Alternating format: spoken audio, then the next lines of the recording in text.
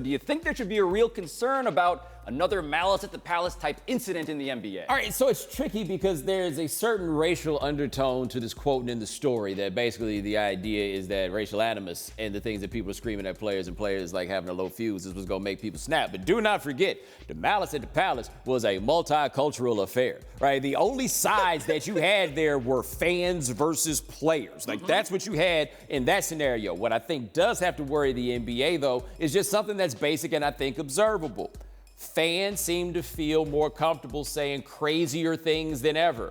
Players are less comfortable with being taught too crazy. Yeah, it does feel like the tolerance level of players is going down, perhaps because it's weird. In an era where everything is recorded, we are hearing incidents, right? Russell Westbrook responding to fans saying, we've seen video of him being called boy in Utah. We've seen video not corroborated by the Jazz, by the NBA, that basically says Russell Westbrook was telling the truth in the most recent incident.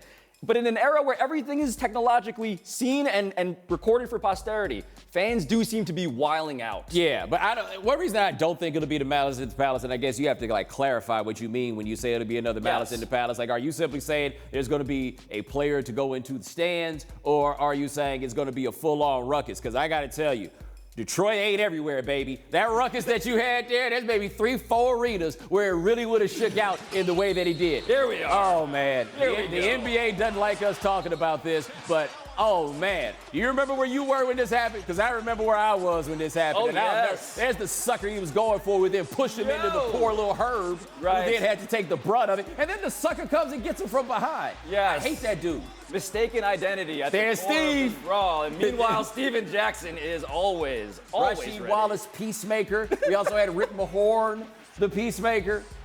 This one of the dumbest men in the world. This feels like it was 100 years ago. Hold on. Wait for it. Wait for it. Boom! Jermaine O'Neal. M. Bison. And these cats still have the nerve to keep throwing stuff. Like, they have demonstrated to you that they will come up there.